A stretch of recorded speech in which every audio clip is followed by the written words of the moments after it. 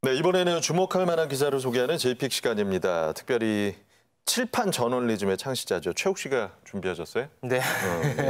기자들이 기사를 썼다가 지우고 몰래 고치는 행태를 칠판 저널리즘이라는 이름을 붙여서 제가 비판한 바 있지 않습니까? 그런데 변화의 훈풍이 불기 시작했습니다. 그래요? 본인이 쓴 기사에 수정을 하면서 기사 말미에 수정 이유를 달아서 정말 많은 칭찬을 받고 있는 기자가 있는데요. 예. 그 자체도 용기 있는데 여기에 나오는 용기를 또 냈습니다. 대단한 분입니다. 오늘 저희가 그 기자를 모셨습니다. 머니투데이 남형도 기자님 환영합니다. 어서 오십시오. 안녕하세요. 남영도 기자입니다. 예. 용기 있는 분이에요. 근데 약간 좀 긴장하신 것 같아요. 최욱 씨 소개. 네.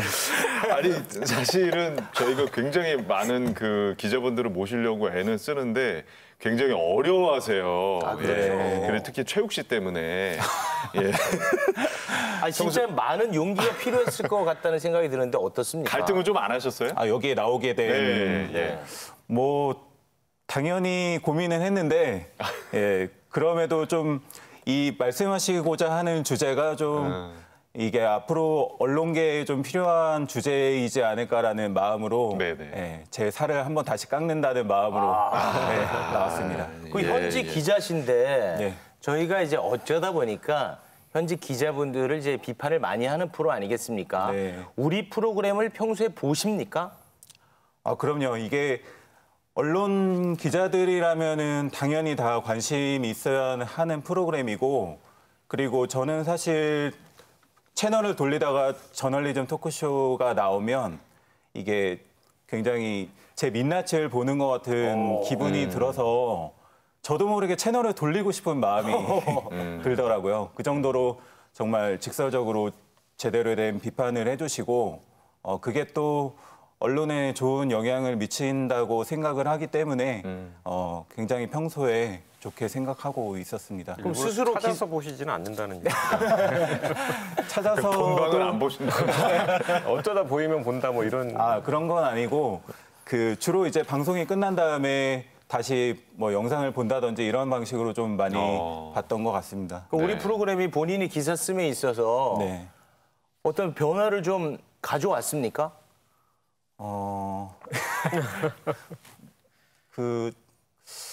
그건 아닌 것 같아요. 그거까지는 그건 아닌 것 그거까지는 같아요. 좀 건방졌네요. 예, 오늘 또 좋은 비평 딱 부탁드리겠습니다. 생각하려고 하니까 또 생각이 안 나는데 전반적으로는 제가 기사 쓰는데 좋은 영향을 줬다고 생각하고 있습니다. 고맙습니다. 네. 자, 먼저 남영도 기자가 쓴 기사, 텔레그램 내에서 성착취물 영상을 판매한 박사방의 공범에 관한 내용이었습니다. 기사의 처음 제목이 개발자 꿈꾸던 모범생 붓다, 강훈의 이중생활, 로리콘이었다였고요. 이후에 붓다, 강훈 동창 증언, 음담패설의 체육복 탈의 훔쳐보려 해라고 제목을 수정하면서 기사 본문의 그 이유를 밝혔습니다. 어떤 이유로 기사를 수정하시게 된 거예요? 처음에 그 데스크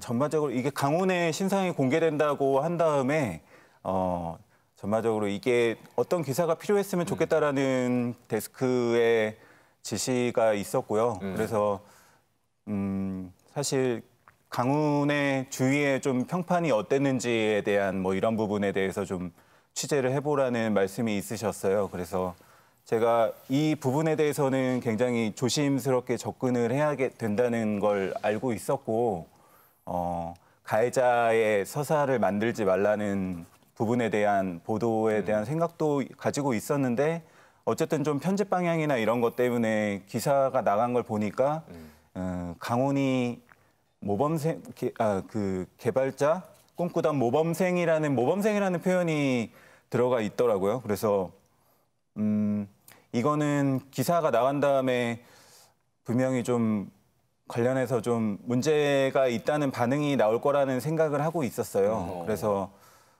댓글을 보니까 역시나 그 많은 독자분들이 우려를 해주시는 게 가해자의 서사를 만들지 마라. 가해자의 감정이입을 감정이입을 해서 피해자를 잊게 만들지 말라. 뭐 이런 말씀을 하셨고 저도 그 부분에 대해서 기사가 나간 다음에 계속 저녁 내내 밤까지 댓글을 계속 찾아보면서 아, 이거는 문제가 있는 제목이고 본문에 모범생이라는 내용이 들어가 있는 부분에 대해서도 좀 고쳐야 된다라는 생각을 가지고 있었고요. 그런데 계속 밤늦게까지 고민을 하다가 왜냐하면 이게 또 제 임의대로 막 기사를 또 수정할 수 없는 부분이 있는 어려운 부분이 또 있기 때문에 그런 거에 대해서 좀 고민을 했었고요. 그럼에도 이제 다음날 아침에 강훈이 얼굴이 공개됐지 않습니까? 그래서 그 다음에도 역시 계속 좀 이슈가 있는 부분이었고 이 부분에 대해서 뒤늦게라도 좀 기사를 수정했으면 좋겠다는 생각이 들어서 그 기사를 수정하면서 제가 어떤 고민을 했었고 왜 고쳤는지에 대한 설명을 하면서 다시 좀 같은 이슈를 다루게 될 때 어떤 부분을 좀 신중하게 더 접근하겠습니다. 이렇게 좀 다짐까지 한번 같이 넣어봤습니다. 우리 그 기자님이 이제 수정을 하셨는데 고민 끝에 그 상급자의 허락을 받고 네. 수정을 하신 겁니까? 이게 저희 부서에서는 또 팀장을 맡고 있기 때문에 아, 팀장님이세요? 데스킹 권한을 가지고 있어서 일단 수정은 제가 맞다고 생각하는 부분에 따라서 좀 수정을 했습니다. 그거는 방송 나갈지 모르겠지만 네. 하나 더 수정하셔야 될 것 같아요. 네. 28일자인데 팬티 세탁 숙제는 초등교사, 임용고사는 왜 못 걸른다라는 제목의 네. 기사인데 팬티 세탁을 꼭 이렇게 따옴표에 넣어서 표현할 필요가 있었는가. 네. 그리고 제가 알기로 팬티 세탁이 아니라 속옷 세탁이라는 숙제를 네. 냈던 걸로 알고 있어요. 근데 속옷에서 팬티로 또 한번 와전이 된 게 아닌가. 왜냐하면 속옷보다는 팬티 세탁이라 쓰면 클릭수가 높아져서 일 네. 거라고 저희는 많이 분석을 했습니다만 남영도 기자 그 기사거든요.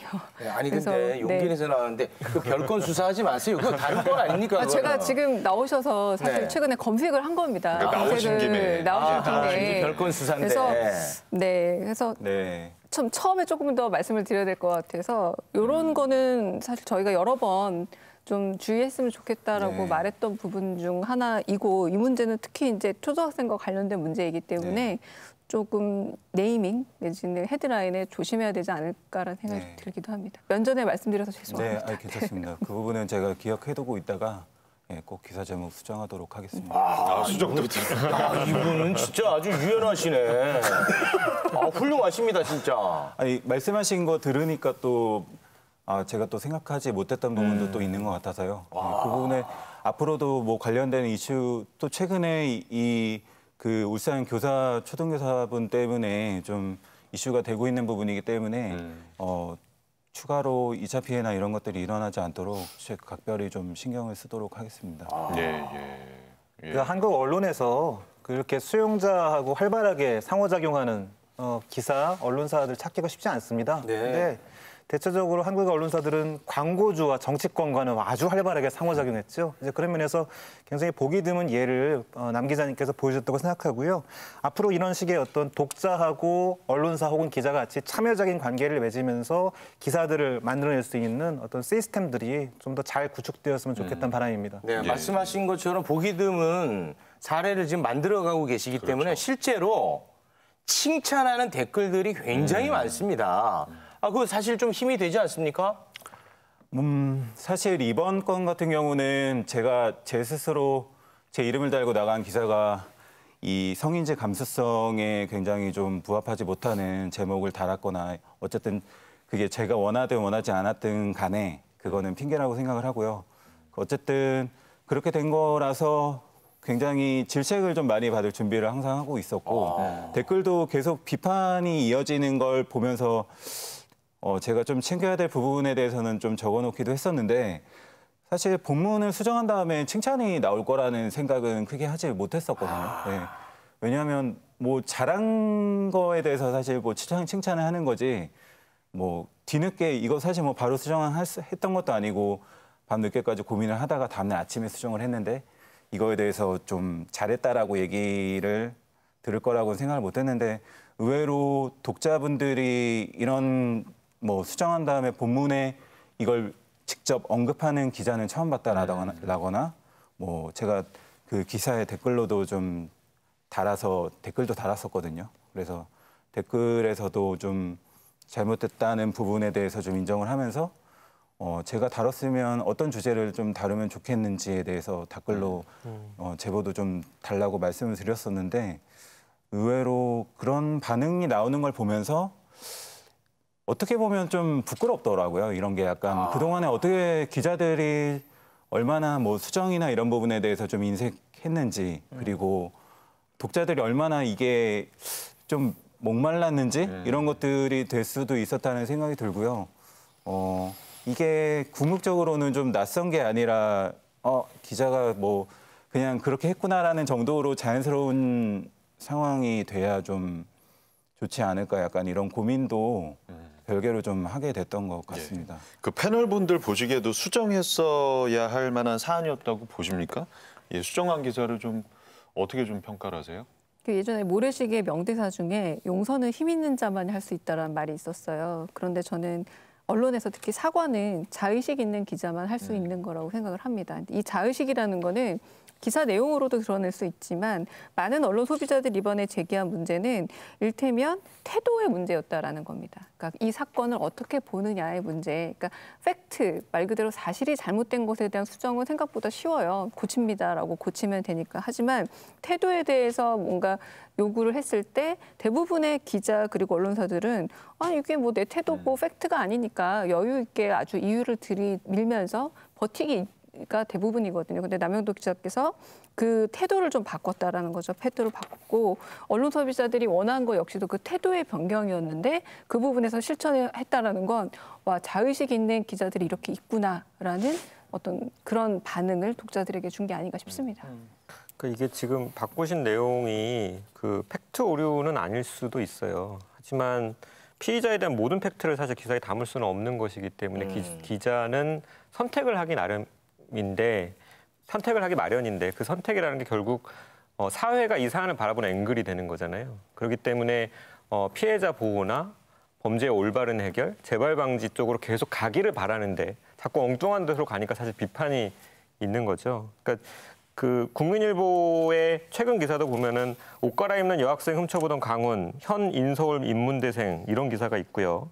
연합뉴스도 IT 꿈나무였던 박사방 공범, 학생회 간부 활동한 모범생이었다. 그래서 공부도 잘했고 말수도 없어서 조용한 친구였다. 뭐 이런 내용이 나오는데 사실은 이런 거에 대한 분노가 사실 결국 이러다가 이 사안에 대한 관심, 에너지가 엉뚱한 곳으로 가겠다라는 엄청난 우려 때문인 것 같아요. 그래서 제가 좀 덧붙이자면 그것도 굉장히 죄송한 얘기인데 박균 기사도 그렇게 좋은 기사라는 생각은 저는 솔직히 안 드는 거예요. 왜냐하면 서사를 부여하지 말라는 게 꼭 좋은 말 하지 말라는 건 아니잖아요. 좋은 서사든 나쁜 서사든 그 피의자의 개인사에 대해서 관심 갖게 하지 말라는 것이고 여전히 제목이 전보다는 긍정적으로 바뀌었다고 저도 생각은 하지만 그리고 그 과정을 남긴 것은 정말 평가받아야 될 부분이지만 이 기사가 여전히 좋은 기사냐라는 생각에 저는 좀 의문이 있다. 네. 제가 이제 최근에 굉장히 사실 좀 화가 나는 얘기를 들은 게 있는데 검찰 출입하는 기자로부터 그런 말을 들었어요. 그 조주빈, 그 가해자, 주동자 조주빈이 자서전에 관심을 갖는다라는 거예요. 그러니까 이제 사실 할 말을 잃었는데 정말 출판에 관심을 갖고 있다는 얘기. 왜 그렇게 됐을까요? 언론이 거기에 대해서 한 80~90%는 전 책임이 있다고 봅니다. 그에게 자신의 이야기가 그렇게 한번 털어볼 만하다, 대중의 관심 가질 만하다, 내가 뭐가 된 것 같다라는 사실 그 위상은 언론이 줬다고 저는 생각하는 거거든요.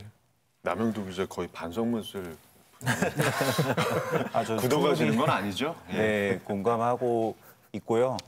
그게 그 관심이 사실 이름 모를 피해자들에게 가야 되는 게 맞다는 생각을 하고 특히 구조적으로 이 사건이 왜 일어났는지 다시 일어나지 않으려면 어떤 것들을 해야 되는지에 대한 지적을 계속해서 관심을 끌어내는 게 맞다고 보는데 사실 굉장히 기자들 입장에서는 그러니까 다루기 그냥 쓰기 편한 주제이면서 그냥 가해자의 서사를 얘기하고 그리고 조주빈에게 마이크를 쥐어주고 이런 것들에 대해서 굉장히 자극적이고 이런 것들에 독자들이 또 관심을 갖고 이러니까 그게 그냥 관행처럼 좀 그러니까 나간 기사에 대한 좀 고민이나 성찰이 크게 없이 좀 계속 이루어져 있었던 게 아닌가 생각이 듭니다. 그래서 말씀하신 거에 굉장히 공감하는 부분이 있습니다. 예. 네. 홍 연구원님.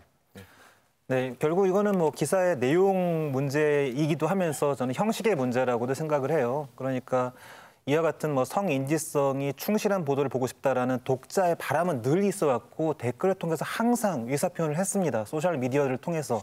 근데 언론이 움직이지 않다가 한 기사가 여기에 반응을 하기 시작하니까 일종의 수용자는 자기 효능감을 느끼기 시작했고요. 그 기사 그리고 그 언론사에 대해서 훨씬 우호적인 호감을 드러내는 하나의 사건이라고 좀 보여지고요. 그래서 남 기자님의 이 기사 자체가 그것을 위한 출발, 그러니까 칠판 저널리즘이 조금 더 좋은 칠판 저널리즘으로 갈 수 있는 출발점이라는 측면에서 의미를 부여할 수 있습니다. 네. 자, 남영도 기자를 향한 뜨거운 반응. 그만큼 기존의 보도와 기자들에 대한 불만이 참 많았다는 얘기일 텐데 이 설명 없이 기사를 수차례 고치는 행태 때문에 독자들이 분노한 일들이 참 많았죠. 좀 짚어주세요. 가장 네. 유명해서 좀 지금까지도 거듭 좀 고통받고 있는 기사 중 하나입니다. 뭐냐면 중앙일보였죠. 명절 파업 어머니 대신 3대 독자 차례상 첫 도전기라는 제목을 가지고 있는데 여러 가지 일단 팩트에서 오류가 생깁니다. 독자라고 해놨는데 3대 독자라고 했는데 그러니까 숙모와 형수님이 있는 걸로 보니까 삼촌이 있는 겁니다. 그 독자가 아니라는 거죠. 그리고 이후에는 숙모와 형수님을 이게 문제 제기가 되니까 고모와 외숙모로 바뀌었는데 그러면은 외가 친가가 같이 모여서 제사를 지내게 되는 겁니다. 그러니까 되게 독특한 사례가 되는 거죠. 없으리란 법은 없지만 수정을 했는데 이렇게 되니까 이제 이번에는 더 주목을 끌게 된 겁니다.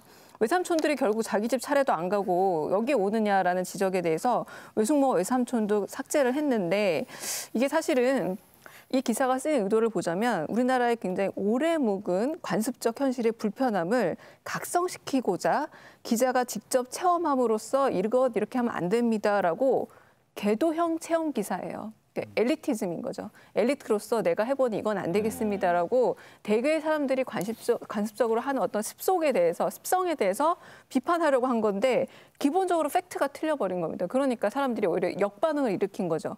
너무 웃긴다. 우리를 가르치려고 하지 말고 기사 하나 똑바로 써라는 말을 갖게 된 건 이건 팩트에서 어긋났기 때문에 지금도 그 집안 한번 가서 구경해보자라는 심리로 굉장히 많은 분들이 또 가서 댓글을 여전히 남기고 있더라고요. 네. 댓글 많이 달렸죠. 실제로 거의 그 성지순례처럼 1년이 지났는데도 정말 많은 분들이 가서 댓글 놀이를 하고 있어요. 네. 보면은 여기가 그 유명하다는 구독자 맞춤 소설 기사 쓴다는 그곳임. 그리고 재미있는 코미디 소설이네요. 번외편으로 해명하신 것도 너무 재미있어서 오랜만에 배꼽 빠지게 웃고 갑니다.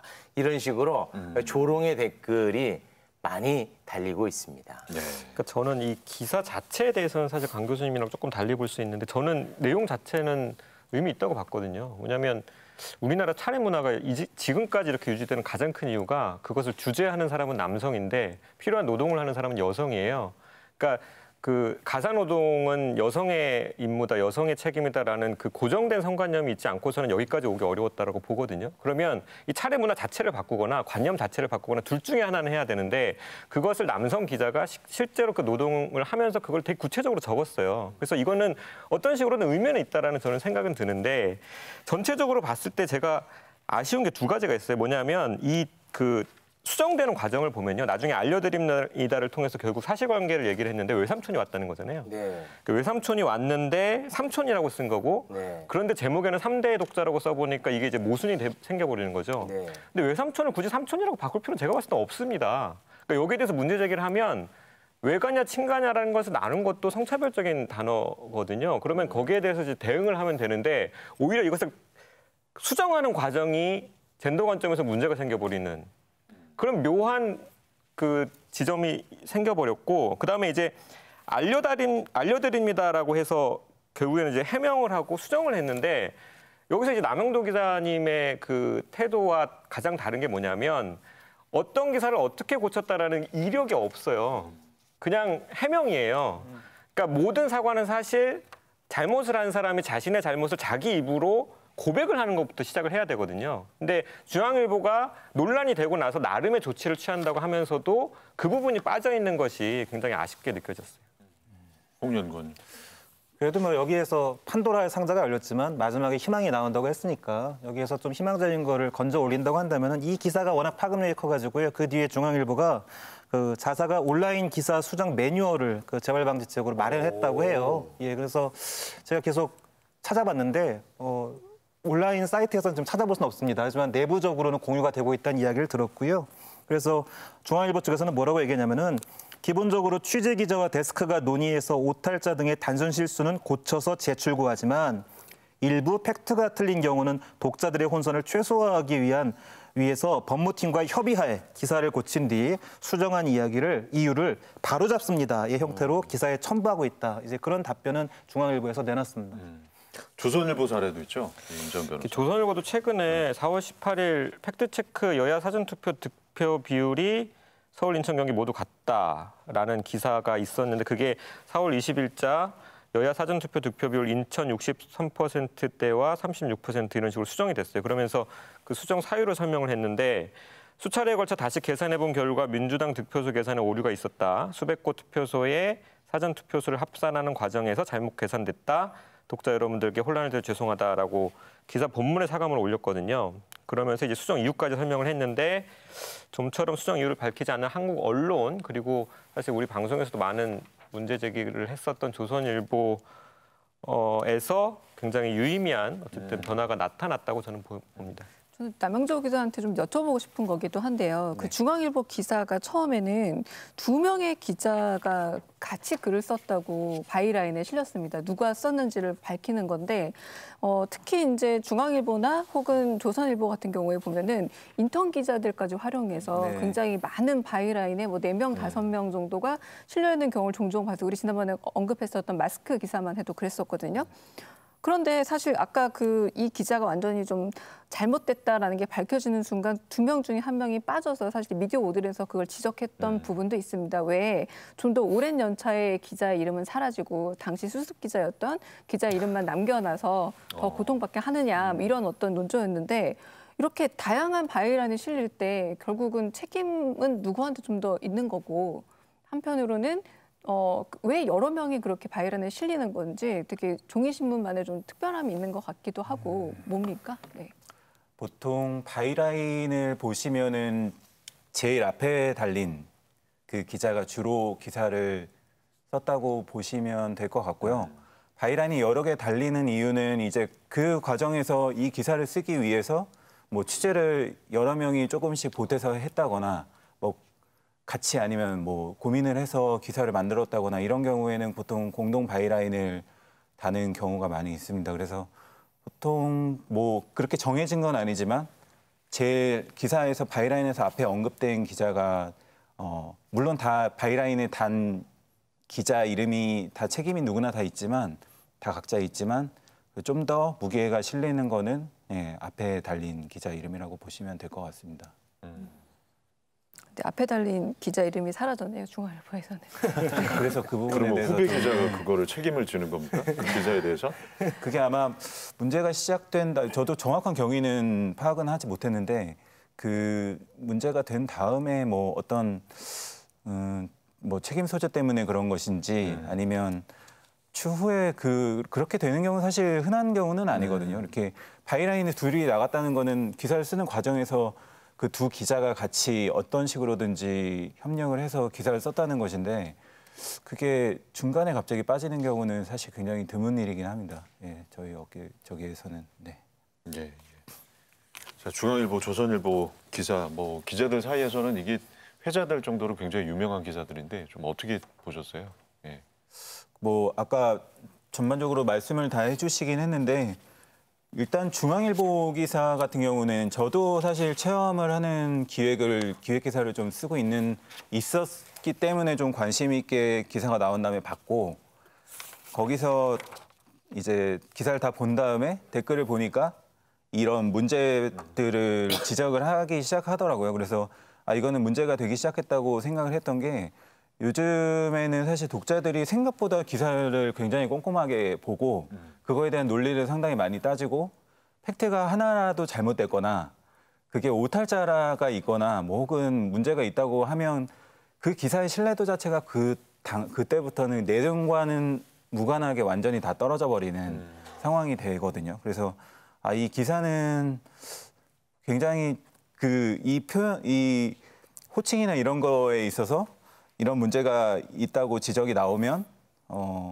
기사 자체에서 굉장히 논란이 되겠구나 싶었는데 역시나 좀 그거에 대한 논란이 계속 지속이 됐고 여러 번 수정을 하는 과정을 보면서 차라리 좀 한 번에 좀 명백하게 수정이 이 기사가 왜 이렇게 나왔는지와 어떻게 수정을 하게 되었는지를 좀 제대로 알려줬다면 이렇게까지 좀 논란이 커지지는 않지 않았을까 약간 이런 생각이 들었습니다. 그래서 좀 이 부분에서도 어떻게 최대한 좀 그 잘못을 드러내고 싶지 않은 마음이 있지 않았을까. 기자의 입장에서 보면은 그렇게 생각이 들 수 있거든요. 그래서 좀 저는 그렇게 좀 봤던 것 같습니다. 네. 네. 뭐 무엇보다 조선일보의 기사 수정 그리고 사유 밝힌 거는 좀 이례적이고 이거 좀 유의미하다고 봐도 되지 않겠습니까? 어떻게들 보세요?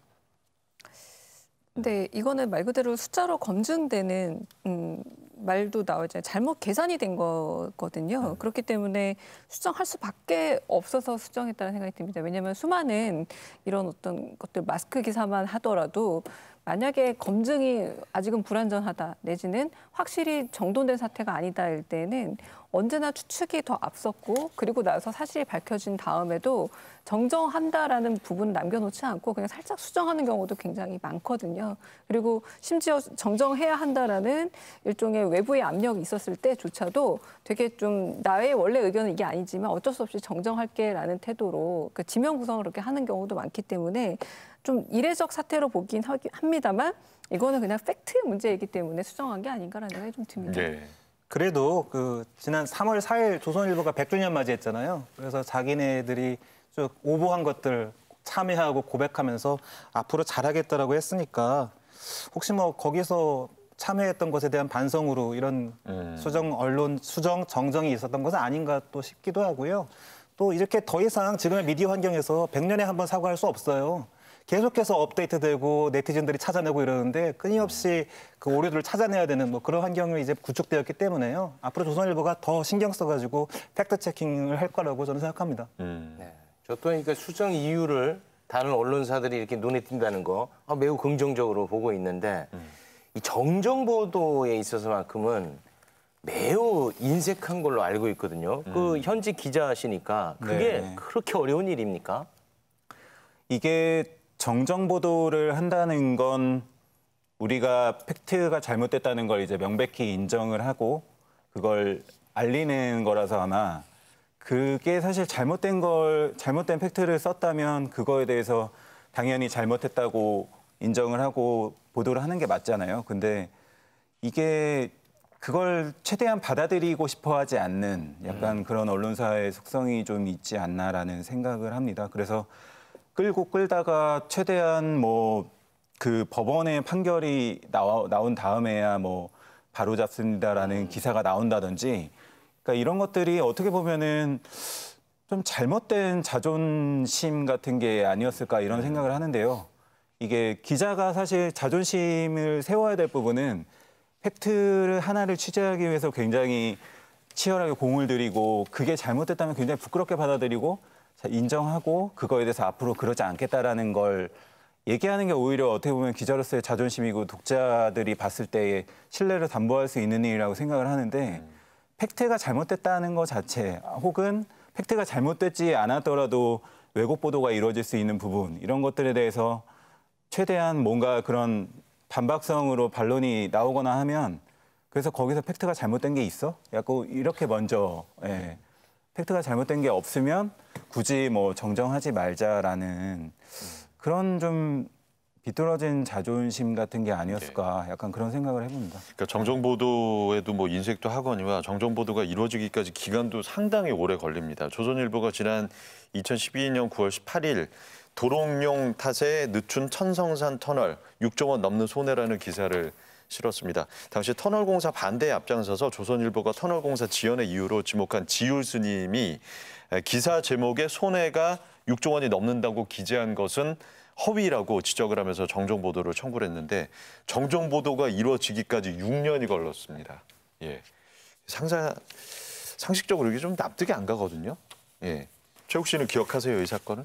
아, 이거 기억합니다. 그런데 첫 보도만 기억하고 있어요. 예. 뒤에 그 정정 보도는 모르는 분들이 더 많죠. 그렇죠.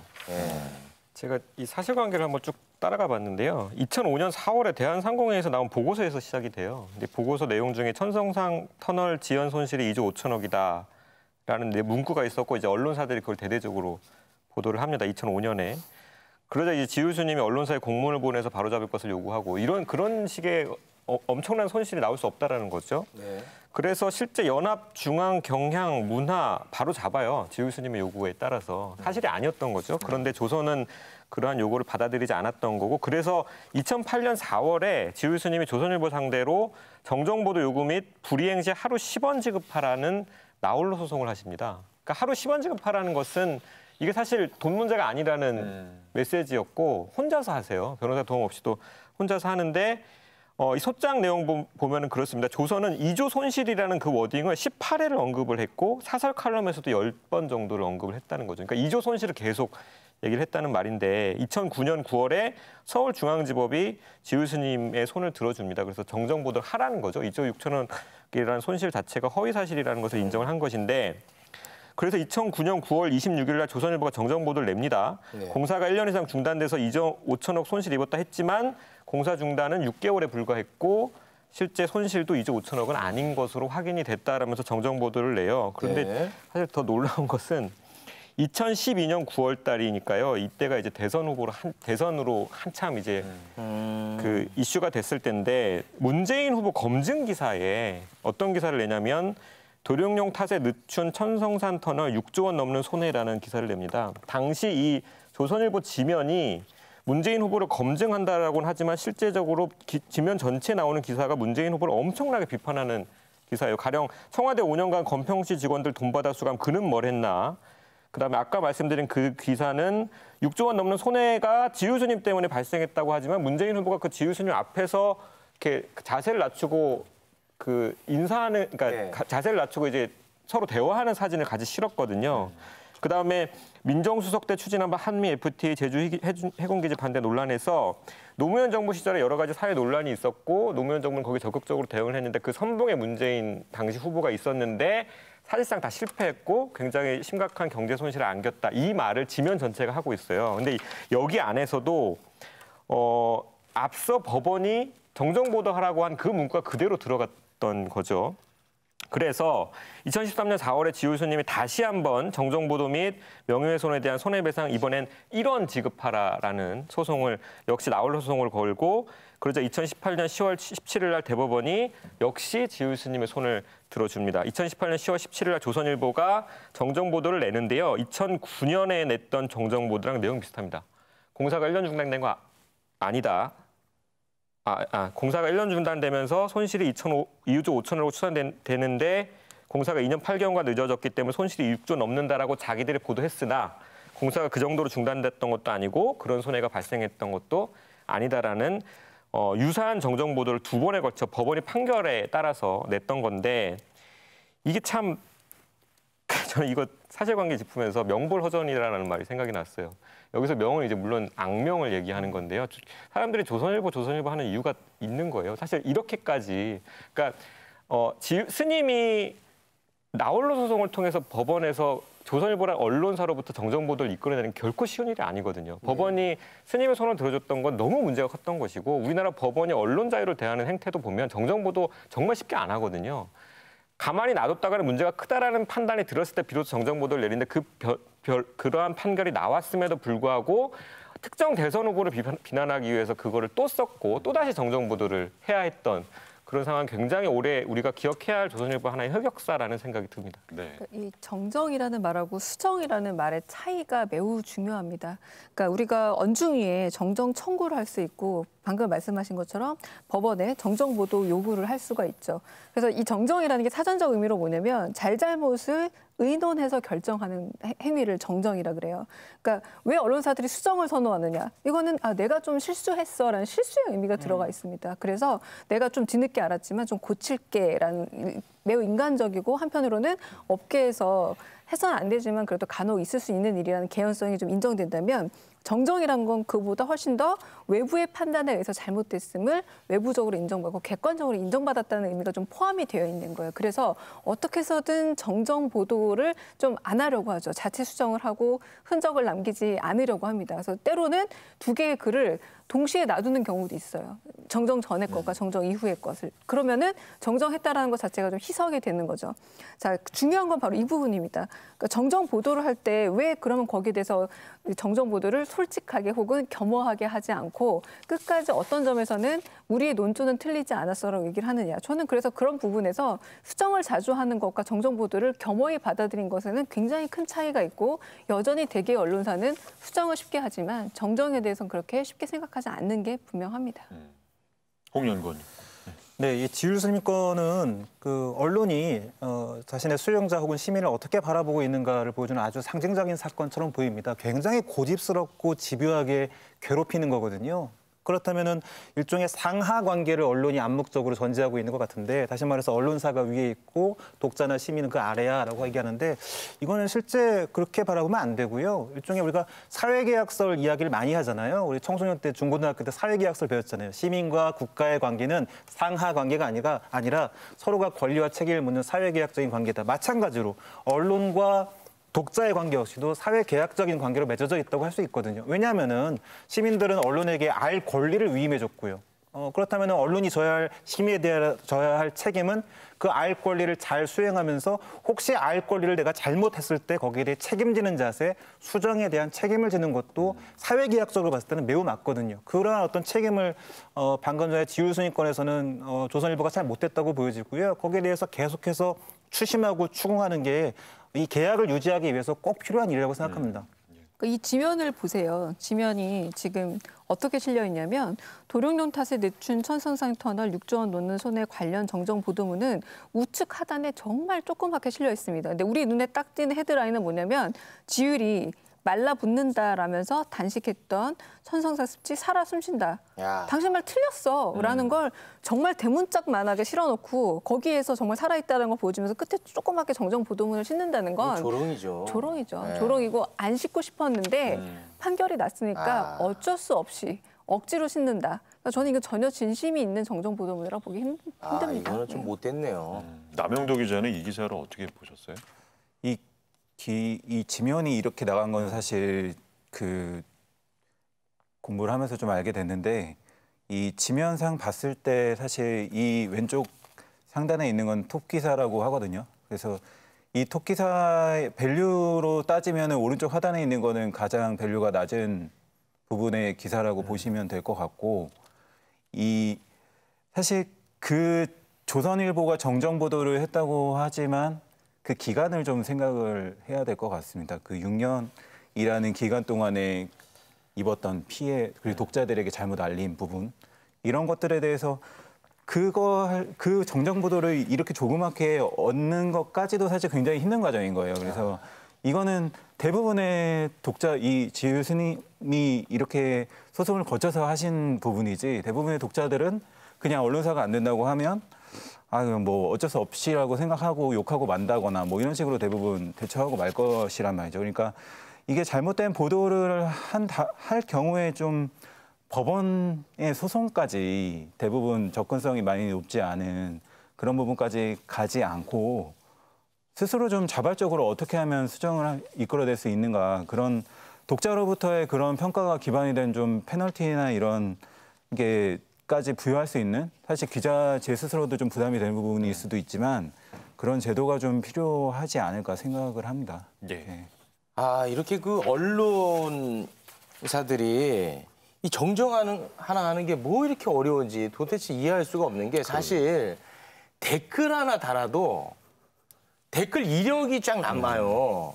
그러니까 댓글 하나에도 그 책임을 지고 함부로 달지 말라는 거거든요.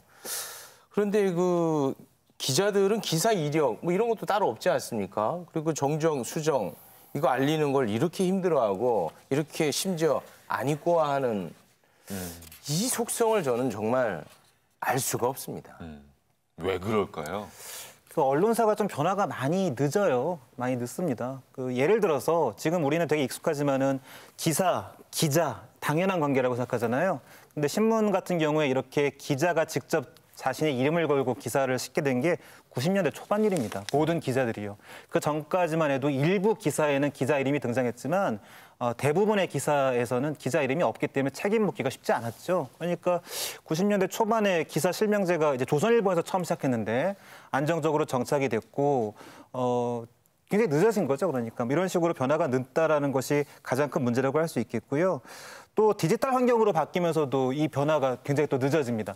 그러니까 수정하고 고치고 이런 건 되게 빨랐어요. 하지만 중앙일보가 차례상 기사가 문제되면서 사과할 때 굉장히 재미있는 문구가 있는데 거기에서 인용을 해보면은 인터넷 기사는 그동안 관행적으로 기사 본문이나 사진 설명을 수시로 고쳐왔고 독자들은 기사를 한 번만 볼 것이라 생각해왔는데 이번 사안같이 외부에서 기사 수정 단계마다 캡처를 해서 비판하는 것을 처음 겪다 보니 대응이 미비했다라고 그 사과문에서 이야기하거든요. 근데 2019년 이야기예요. 이거를 2019년에 처음 경험했던 이야기는 너무 늦게 경험했다라고 할 수 있겠죠. 그러니까 자기에게 유리한 것들은 재빨리 받아들이지만 자기가 책임져야 할 부분에 있어서는 굉장히 더디게 받아들이는 어떤 언론사의 문제점이 이 사례에서도 우리가 발견할 수 있습니다. 예, 남영도 기자. 이렇게 말씀하셨지만 지금은 온라인 기반으로 뉴스를 소비하는 시대이고 조용히 넘어가면 될 거라는 생각 자체가 불가능한 시대라고 봅니다. 이게 그걸 좀 잘못 배우지 않았을까라는 생각을 하는데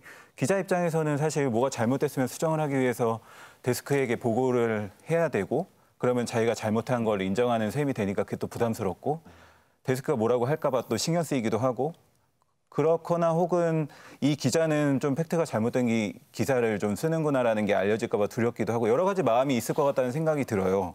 근데 결과적으로 봤을 때는 어쨌든 지금 디지털 기반의 뉴스 소비 시대에서는 수정을 하는 것마다 말씀하신 것처럼 캡처가 돼서 이게 이 기자가 뭘 드러내고 싶지 않아 했구나까지도 정말 독자들이 다 낱낱이 알 수밖에 없는 상황이거든요. 그러니까 그거에 대해서 오히려 좀 숨기려고 한다고 해서 숨겨지는 게 아니니까 오히려 차라리 좀 솔직하게 이런 부분에 있어서 좀 잘못 판단을 한 게 있으면 잘못 판단했다고 사과를 하고 대신에 뭐 앞으로는 어떤 독자들의 의견에 대해서 굉장히 좀 섬세하게 받아들이고 기사를 쓰도록 하겠다 이런 모습을 보여주면 오히려 제가 경험했을 때도 오히려 그런 거에 대해서 독자분들이 더 지지와 응원을 해주시고 그렇죠. 그러니까 이런 것들이 있는 것 같아요. 독자가 이렇게 얘기를 했을 때 기자가 보는구나 약간 이런 것만 해도 어떤 적극적으로 좀 의견을 개진하고 싶어하는 그러면 그 과정을 거쳐서 또 기사가 완성되는 단계로 또 나아갈 수 있는 게 아닌가 그런 생각을 해봅니다. 예. 사과를 하면 이제 다 무너진다고 생각하는데 이거 보십시오. 지금 칭찬받고 있습니다. 예. 무너졌어요? 네? 무너지는 느낌이 들 것 같긴 해요. 예, 여지껏 써왔던 뭐 기사들이라던가 이런 것들에 대한 판단이 다 잘못된 게 아닐까 이런 사실 생각이 들 것 같긴 하거든요. 그러니까 사실은 그 기사가 나간 다음에 밤새 이제 좀 댓글을 보면서 제 이름을 언급한 분들도 많이 계시고 남영도 기자는 그래도 기사 괜찮게 좀 쓰는다고 그러니까 좋게 보셨던 분들은 약간 그런 줄 알았는데 고작 뭐 제목을 이렇게 달고 나가느냐 굉장히 마음이 아프고 이게 진짜 밤잠이 안 올 정도로 좀 굉장히 스트레스도 많이 받고 너무 부끄럽더라고요. 그러니까 어쨌든 간에 제 이름을 달고 나간 기사에서 제 기사를 믿고 소비를 좀 봐주셨던 독자분들이 이런 걸로 인해서 좀 실망을 하셨을 수도 있겠다는 생각이 들고 그래서 굉장히 좀 그냥 솔직히 막 넘어가고 싶은 마음도 없었다고는 못하겠습니다. 근데 그럼에도 불구하고 공개를 하는 게 낫겠다고 생각을 했던 이유는 아까 말씀드렸던 것처럼 이게 사실을 묵인하고 넘긴다고 해서 되는 문제도 아닐 뿐더러 그게 앞으로 제가 제 스스로 기사를 작성할 때도 과연 좋은 영향을 미칠까? 그런 태도가 약간 이런 생각을 했을 때 받아들이자. 대신에 좀 앞으로는 이런 거에 대해서 더 신경 쓰자라는 마음을 갖게 됐던 것 같고요. 실제로 그 일이 있었던 이후에 정말 더 기사 하나를 쓸 때 발제 단계부터 너무 고민이 많아졌고 이게 진짜 몇 시간 동안 그냥 발제 고민만 하고 있을 정도로 그런 때도 그러니까 한자 쓰는 것 자체가 굉장히 조심스러워졌거든요. 그러니까 저는 개인적으로 이 경험이 저한테는 굉장히 부끄러운 경험이지만 결과적으로 제가 앞으로 더 나아지는 데 있어서는 좀 약이 되지 않았을까 그렇게 생각을 하고 있습니다. 네, 김전 변호사. 영화 베테랑에 보면은 문제를 삼으면 문제가 된다라는 대사가 나오죠. 그다음에 또 영화 재심에도 이런 대사가 있습니다. 먼 일 터져도 책임자들 사과하는 거 봤냐? 못하는 게 아니라 안 하는 거다. 그 말 뱉는 순간 자기 책임되니까 그런 거다. 변호사한테 미안하다는 말은 금지어다. 이런 말이 나오는데 실제 변호사들이 그런 정서를 가지고 있어서 그걸 꼬집는 장면이라고 저는 봤거든요. 이거는 특정 직종의 문제는 아니고 우리 사회의 문제예요. 잘못을 인정하는 순간 정말 잘못한 게 돼버린다는. 특히나 안타깝게도 우리 사회 소위 기득권층이라고 얘기하는 기업인들, 언론인들, 심지어 최근에는 국회의원한테도 그런 모습을 좀 봤었는데 우리 사회가요. 저는 사람의 잘못에 대해서 그렇게 인색한 사회는 아니라고 생각을 해요. 그러니까 누구나 실수하기 마련이다라는 말은 사실 잘못할 수 있고 실수할 수 있다라는 기본적인 전제를 가지고 있는 거잖아요. 그리고 우리 사회는 결코 기자들이 특별한 사람이라고 생각하지 않아요. 기자들이 평범하고 어쩌면 우리보다 조금 나은, 어쩌면 우리보다 못하는 사람이 기자한다고 생각합니다. 따라서 그들이 실수하는 거에 대해서 그렇게 놀랍지 않단 말이죠. 그들에 대한 신뢰는 오히려 그 잘못을 어떻게 다루는지 그 태도를 보면서 신뢰가 쌓이는 거거든요. 남영도 기자님이 여러 가지 고민을 통해서 이번에 수정하는 모습을 보여주셨지만 저는 대중들 중에 누구도 남영도 기자는 기사를 잘못 쓰는 사람이라고 기억하지 않고 자신이 쓴 기사에 대해서 책임지는 기자라고 특별히 기억을 할 거라는 생각이 들어요. 이런 식으로 언론에 대한 신뢰가 좀 쌓였으면 좋겠습니다. 네. 자, 우리 언론 잘못을 인정하고 수정하는 것에 익숙하지 않은 게 사실 현실입니다. 말씀해 주셨다시피 다른 나라에서는 정정 보도를 어떻게 하고 있는지 그 빈도는 어떻게 되는지 좀 궁금해요. 예, 저도 그래서 이번 기회에 한번 찾아봤는데요. 그 뉴욕 타임스 그 한 해에 정정 보도 건수가 최욱 씨 몇 건이라고 생각하십니까? 뉴욕 타임스 정정 보도 한 해. 네. 뭐 한 12건 정도. 한 달에 한 건 아, 정도. 그거밖에 안 돼요?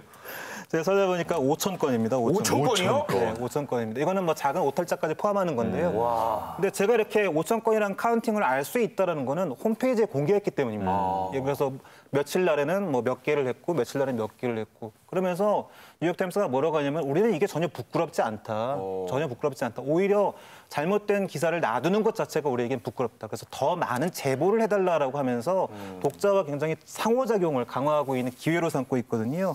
우리 언론도 좀 이렇게 좀 인식의 전환을 했으면 좋겠습니다. 내가 오류, 그다음에 정정하는 것이 나의 잘못이라고 생각하기보다는 이걸 통해서 더 좋은 기사를 낼 수 있는 기회로 삼고 독자와의 관계 맺음을 한 단계 더 나아갈 수 있는 그런 기회로 삼기를 좀 주문하고 싶습니다. 몇 군데 더 봐야죠. 5,000건은 너무 많이 틀리는 거 아니에요? 5,000건. 5,000건은 너무 많이 틀린다. 아, 근데 뭐라고 얘기하냐면요. 네. 자기네가 1년에 쓰는 글자 수를 생각해 보면은 그러니까 이만큼 쓸 거 아니에요. 글자 수를 생각해 보면은 그건 거기에서 아무것도 아니다. 고쳐지는 그 5,000개의 글자라는 거는 혹은 5,000건의 그 분량이라는 것은 얼마 되지 않는다라고까지 이야기합니다. 네. 그 다른 데는 어떻습니까? 영국 신문 가디언도 마찬가지인데요. 뉴욕타임즈와 가디언 모두 정정보도 명령을 받지 않더라도 그러니까 누가 고치라고 안 해도요. 자체적으로 잘못을 발견하면 그 사실도 지면에 알리고 있더라고요. 가령 가디언 홈페이지를 보면 정정보도 섹션이라는 걸 따로 만들어서 그날의 수정 사항을 모두 기록하는데 여기서 인상적이었던 건 팩트가 잘못된 문제뿐만 아니라 명확하지 않았던 표현까지도 정정 보도를 하고 또 그것을 남기더라고요. 그래서 말씀하신 5,000건이라는 숫자는 그래서 나오는 게 아닐까라는 생각이 드는데 저는 이 코로나19 사태로 한국 보건당국이나 의료진에 대한 찬사, 세계적인 어떤 호평들은 이어져도 한국 언론에 대한 호평이 외국에서 있다라는 얘기는 들어본 적 없거든요. 오히려 보건당국이 방역에 실패하고 있다라고 지금 평가되고 있는 미국이나 유럽에서는 이제까지 우리가 유력 언론이라고 했던 그 언론이 역시나 좋은 기사를 써가지고 그래 그 이름이 헛되지 않은 거다라는 평가를 받고 있죠. 한국 언론이 이런 그 좋은 사례들을 벤치마킹을 해서 이제는 좀 더 나은 평가를 받을 수 있었으면 좋겠습니다. 그 뉴욕타임즈에 정말 유명한 사건이 있었습니다. 제이슨 블레어라는 기자가 2002년부터 2003년 4월까지 73건의 기사를 썼는데 그중에 37건이 다른 기자들의 기사를 표절했고요. 안 본 현장을 묘사하거나 코멘트를 조작하기도 했습니다. 그래서 재밌는 건 바로 이거예요. 이 사건을 뉴욕타임즈 표절 사건으로 기억하는 게 아니라 제이슨 블레어 표절 사건으로 기억한다는 겁니다. 실제로 그런 다큐멘터리 영화도 있어요. 프레저 트러스트라고 이 기자의 표절 사태를 다룬 겁니다. 이게 왜 뉴욕타임즈 표절 사태가 아니라 제이슨 블레어 표절 사태가 되었을까? 이유는 단 하나입니다. 뭐냐면 이게 조작한 사실이 드러나자마자 5월 11일자 일요일 편에 1면부터 4면까지 장문의 사과 기사와 어떻게 됐는지 표절이 어떤 과정이었는지에 대해서 아주 상세하게 실어놨어요. 이걸 A4로 바꾸면 15페이지나 되는 겁니다. 그 지금도 홈페이지에 가면 볼 수 있어요. 그러니까 회사 차원에서 기자 한 명을 그냥 너 그냥 대충 없어져 버리면 그만이야가 아니라 회사 차원에서 정정 보도를 정말로 성실껏 했고요. 무엇보다 편집인과 편집국장이 또 물러났습니다. 그러니까 기자 한 사람의 책임을 진 게 아니라 그때 당시 데스킹과 필터링을 제대로 하지 않은 책임자까지도 함께 옷을 벗은 사건이거든요. 자, 근데 만약에 우리나라에 비슷한 일이 있다면 어떻게 될까? 특정 기자보다는 아마 조선일보 오보 사태, 뭐 조선일보 정정 사태라든가 뭐 중앙일보 이렇게 각각 어떤 신문사 이름들과 함께 나오지만 오히려 위야위야 덮고 지나간 일이 많다는 거죠. 저는 오히려 제이슨 블레어 기자가 이렇게 표절 사태의 주범이 될 수 있었던 거는 뉴욕타임즈가 아주 발빠르게 대응하고 정직하게 대응하고 투명하게 대응했기 때문에 가능한데 이게 바로 우리나라에 필요한 시스템이 아닌가라는 생각이 듭니다. 근데 이거 보고 우리와 그 외국 언론의 정정 보도 건수를 비교하면서 우리나라 언론이 봤지? 우리는 이렇게 정확하게 써왔어. 이렇게 또 악용하지는 않을까 살짝 좀 우려를 해보고요. 그동안 이제 저는 외신 사대주의 항상 좀 비판해왔던 입장이었는데 오늘 이런 걸 보니까 이건 정말 좀 배울 만한 일이 아닌가 그렇네요. 싶습니다. 네. 예. 기사 수정 이력제 이런 거 한번 캠페인성으로 밀고 나가보면 어떨까? 우리 좀 머니투데이 기자 나오셨으니까 우리 손잡고 한번 좀 네. 좋은 거 한번 키워 나가 보시죠. 좋습니다. 네. 네, 저부터 시작해서 네. 이 문화가 좀 제가 아는 기자들부터 해서 주위로 좀 퍼져 나갈 수 있게끔 제가 좀 자극을 주는 역할을 한번 기꺼이 해보겠습니다. 이분 참 그 선하신 분이네. 이분 참 훌륭하시네. 선봉에 서시는 겁니까 이제? 네, 선동해서 해보도록 하겠습니다.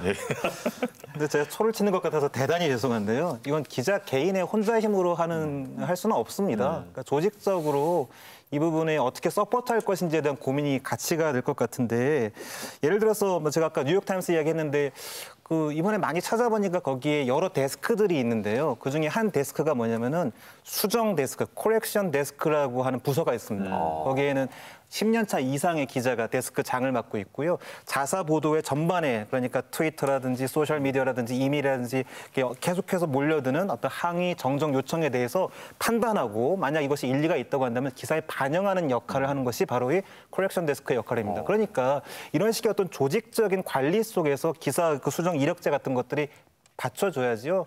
개인의 선의로 맡기기에는 너무 무모하다는 생각이 좀 들고요.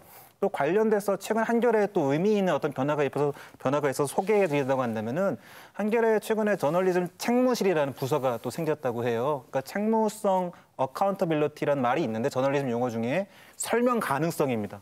독자들에게 이 기사가 왜 이렇게 됐는지 설명하고 혹은 왜 오보가 났는지 설명하는 그런 저널리즘 책무실이라는 부서가 만들어졌는데 앞서 그 뉴욕타임스에서 봤던 코렉션 데스크와 비슷한 역할을 할 것이라는 기대도 받고 있습니다. 이제 그런 면에서 여러 어떤 조직적인 움직임들이 각 언론사 내부에서 함께 이루어졌으면 좋겠다. 이런 말씀 드리고 싶습니다. 남영두 기자님, 네. 무모하답니다. 말씀하신 부분에 정말 공감을 하는 게 기자가 개인적으로 어쨌든 저도 이제 개인적으로 수정을 하긴 했지만 이게 조직 단위에 만약에 저희 머니투데이에서 이 부분에 대해서 굉장히 긍정적으로 수정을 이력을 남기는 거에 대해서 너 왜 기사 잘못 써가지고 수정하게 해라고 하는 게 아니라 뭐 그래도 잘못 썼지만 그걸 인정하고 수정 이력을 남기는 거에 대해서 이거 잘했다. 그 부분에 대해서는 잘했다 인정하자.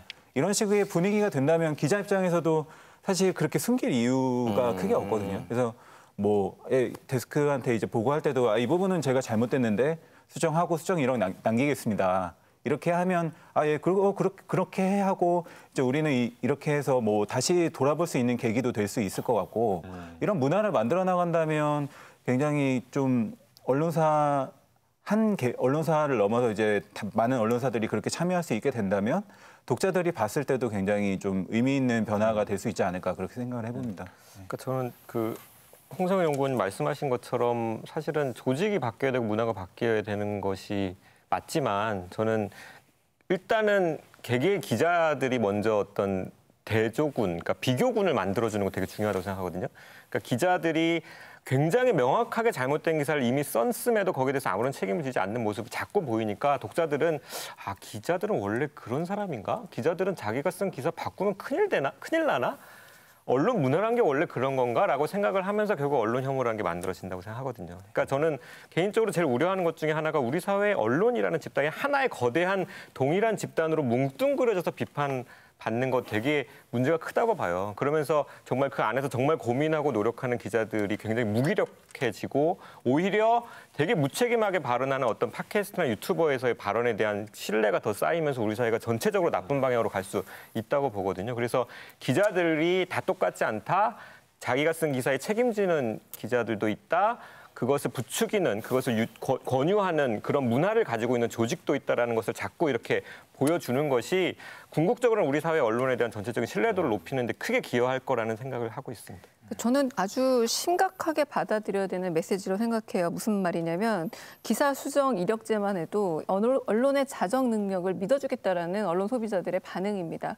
만약에 이게 제대로 자리 잡지 않고 이것에 대해서 많은 시민과 언론 소비자들 묵과하지 않는다면 벌써부터 이야기가 나오고 있는 게 뭐냐면 징벌적 손해배상이라는 그 부분이 벌써 나오고 있어요. 이 기사가 실질적으로 영향을 미쳤기 때문에 금전적 보상까지, 배상까지 해야 된다는 말이 나오고 있기 때문에 언론의 자정 능력을 믿고 있는 이런 부분, 마치 개인의 금융 이력을 통해서 신용평가가 되잖아요. 그런 것처럼 각각의 개인의 기자들, 그리고 이 기자들이라는 거는 데스킹을 포함하는 겁니다. 그리고 자기의 이력, 말하자면 제 금융 이력에 문제가 생기면 저희 부모님이 제 이름을 함부로 쓸 수 없게 하잖아요. 제 가족이 제 이름 함부로 쓸 수 없게 하는 겁니다. 그러니까 기자의 어떤 개인 기사에 대해서 이렇게 어떤 수정 이력을 붙이게 되면 데스킹이란 과정 자체가 억압적인 과정이 아니라 더 대화적인 과정으로 갈 수 있는 확률도 커진다는 거죠. 가장 중요한 건 이조차도 변해가는 어떤 언론 지형 속에서 언론 소비자들이 열어놓은 규제가 아니라 규제 완화 중에 하나라는 겁니다. 그러므로 자정 능력을 잘 발휘해서 어떤 점에서 기사 수정 이력제가 좀 자리를 잡아야만 그 이후 언론에 대한 신뢰도의 하락을 더 막고 정말 징벌적 손해배상 같은 이런 문제가 나오지 않을 정도로 최후의 자정 능력을 갖출 수 있는 거의 마지막 길이 아닌가라는 생각이 들기도 합니다. 남영도 기자 오늘 나오셨는데 어떠셨어요? 일단 굉장히 무서운 마음으로 나왔는데 제가 사실 그 기사를 처음에 수정했을 때의 마음도 그랬고 이걸 기록으로 좀 남겼으면 좋겠다라는 생각을 했었어요. 그래서 그 다음에 이제 다른 미디어 언론사에서 이 일에 대해서 취재를 할 때도 기꺼이 말씀을 드렸던 이유가 말씀하신 것처럼 좋은 사례라고 비춰진다면 그걸 많이 만들어서 그러니까 제가 할 수 있는 영향력이 어느 정도까지인지는 모르겠지만 어쨌든 누군가는 그렇게 고민을 하고 기록을 남기고 여기 저널리즘 토크쇼에 나와서도 많은 그 패널분들 말씀 들으면서 또 어떤 것들을 좀 해봤으면 좋겠다라는 마음이 좀 들거든요. 그래서 이런 것들에 대해서 저도 이 영향력이 있는 방송을 통해서 좀 기록을 남기고 나중에 이런 걸 좀 잊지 않고 좀 앞으로도 더 적극적으로 좀 이 캠페인에 참여했으면 좋겠다라는 마음이어서 굉장히 좀 아프고 좀 쓰리지만 그럼에도 의미가 있는 시간이었다고 생각합니다. 초심을 잃으실 때면 저희 방송을 다시 보시면 되겠네요. 예, 알겠습니다. 그러도록 하겠습니다. 네. 자, 오늘 함께해 주신 남영도 기자님 고맙습니다. 네, 감사합니다. 감사합니다. 자, 저널리즘 토크쇼 저희 오늘 준비한 내용은 여기까지입니다. 이 방송은 KBS 1TV, 마이케이 웨이브, 유튜브, 페이스북을 통해서도 만나실 수 있습니다. 언론개혁 끝까지 함께하겠습니다. 다음 주 일요일 밤에 다시 찾아뵙죠. 고맙습니다.